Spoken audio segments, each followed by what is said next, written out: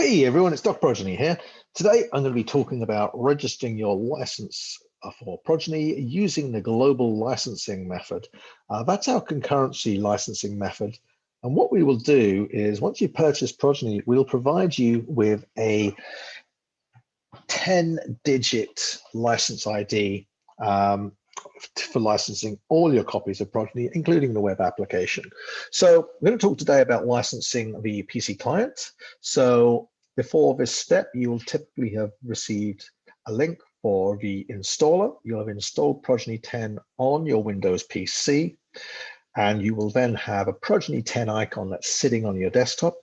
With that, double click and you'll pull through to either the login page, or sometimes you'll come straight to this registration screen. If you do come to the login page first, log in using the local database to the Progeny 10 demo database. The username to log in is Progeny, password, it's also Progeny. And then you'll come to this registration screen. And this is really simple. This will be true if you've bought a multi-user edition, you'll have multiple copies. You'll need to type in this license ID for any copies that you install, or for those users doing the web application, you'll need to make that change there as well. Okay, so in this case, I'm going to use the license ID that I've been sent. So this, and once I've typed in that 10-digit number, I need to then click the verify button. So I click that, it's going to go away and it's going to say, hey, your license ID has been verified. Click OK to continue. And it's telling me that I've successfully registered Progeny 10, must restart Progeny 10 for the changes to take effect. It's giving me that message because I've already previously registered Progeny 10. So if I wanted to switch numbers, I could also do this. If in the case of a first go, you won't get this message quite the same. And that's it. That's really how simple it is. Again, use that same number for each particular computer. One other thing I'm going to show as part of this video is once you're in, obviously you've got the Progeny ID and username and password. Now you really should, as you log in, change that password because it's a generic password. And so it's well known as a sort of standard password. So what you want to do is then choose a password, make it relatively complex. Importantly, don't forget this password. Maybe write it on a piece of paper, stick it in a safe somewhere, because there are no backdoors into Progeny, so you'll need to keep that. So the other thing you may also wish to do as a new user to Progeny is create some additional users. So you do that using user maintenance. Let me just take this Zoom window out of the way. And so if I want to create a new user, I simply click add user, give the username a name. So I'm going to call them Joe Blogs, give them a password. Now bear in mind that this password is a temporary password. So a lot of people use the same password time and time again.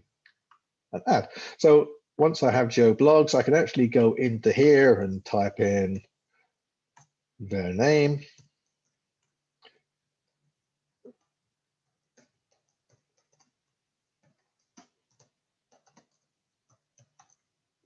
You'll see also we've got a number of options here. So you'll see locked.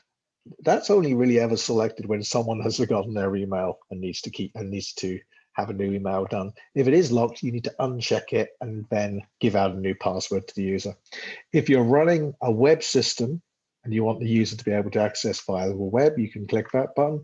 If you want them to be an administrator for the system or alternatively a web administrator, you can also check those buttons. So other things that you can also do when you're creating a new user is to add a new user class. So I could say minimal user, for example, minimal user. And I can set what that user can do. If I don't want them to mess around with form design, I can block that off. But I can let them go for that. If I don't want them to change icons, pedigrees, but I do want validations. If I don't want them to mess with fields, again, don't do that. Let them see pedigrees and individuals and tasks. So that is the new user class, minimal user.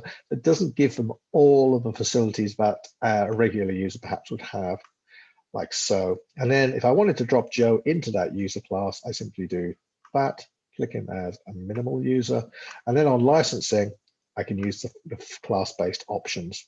So you can see you can actually do quite a lot like for creating. Now you can have as many user classes here as you want. So I could have a student user class, for example. Maybe I would want to give them access here to some additional things, for example. So again, and you can put a single user into multiple user groups. So the good thing about it is every user really should have their own username and password. By doing that, as users log in, make changes, you can start to track what that user is up to. So the other thing you can also do once you've created those user groups is actually put in place security access. So if I only wanted the minimal users to be able to read the pedigrees, I can do so like that. Now that would make that only available to that minimal user group and administrators. Administrators always have access to everything. So you can set up security at the pedigree level, the individual level, folder level, and then you can also modify things at the pedigree and pedigree data sheet at the fields level as well. So you can actually make the access to the system quite complex. But that just gives you a general idea of how you would get going setting up new users in Progeny. Okay, I'm going to stop there, gives you a basic overview. If you have any questions, don't hesitate to drop me a line, but otherwise, please like and subscribe, and we'll speak soon. Thank you very much. Bye for now.